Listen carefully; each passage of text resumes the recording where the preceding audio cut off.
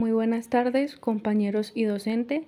Con mis compañeras Laura Sofía Piedrahita, Ana María Franco y quien les habla María José Ortiz, vamos a hacer una retroalimentación en este video sobre los autores de las psicologías en el mundo del habla alemana. Para empezar, voy a darles un poco de contexto sobre el tema. Este empieza sobre la aplicación del método experimental con un énfasis en la medición y el control. Este dio inicio a una nueva época en la investigación psicológica que pronto alcanzaría una nueva expansión al ampliar sus conocimientos hacia procesos y funciones mentales complejas que fueron abandonadas a la psicología empírica por los pueblos de Bund.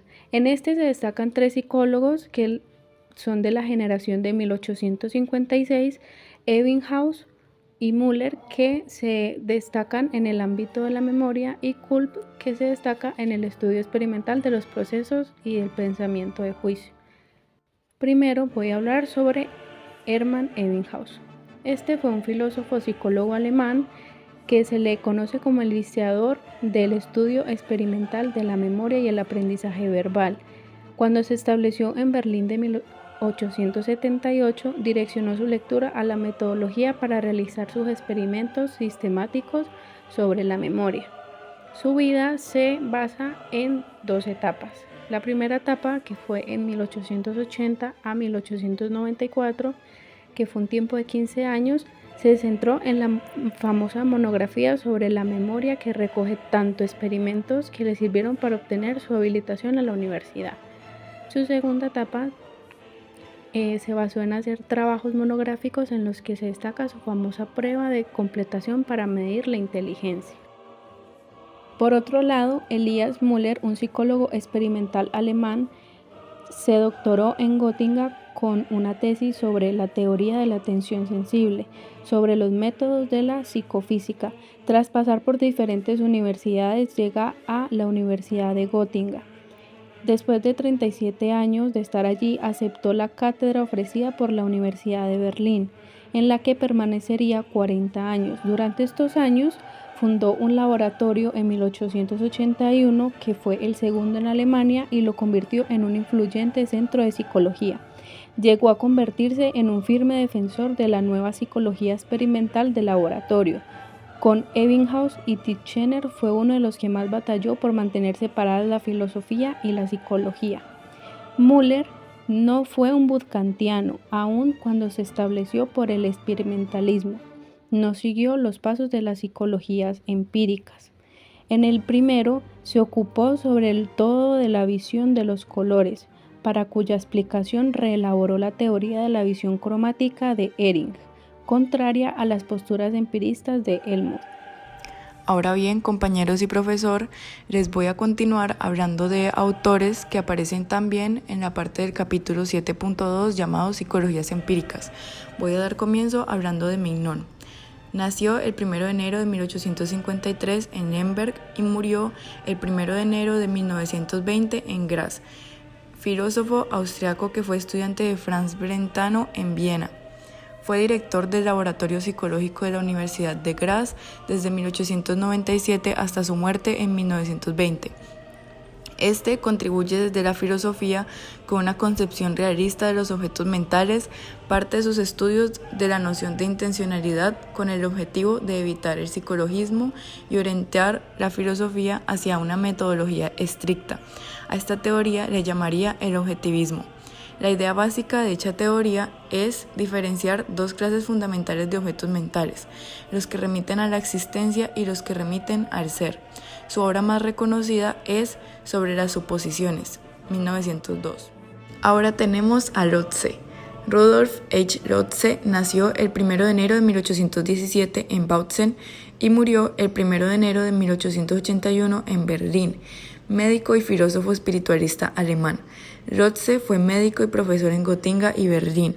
Él siguió y profundizó la corriente espiritualista iniciada por el hijo de Fichte Immanuel, Hermann Fichte, y elaboró el sistema más estructurado y acabado de esta corriente del espiritualismo alemán.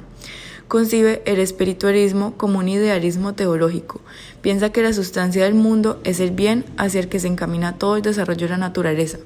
También nos habla del mecanismo como herramienta útil para la explicación superficial de la naturaleza y afirma la existencia de las llamadas leyes de la naturaleza.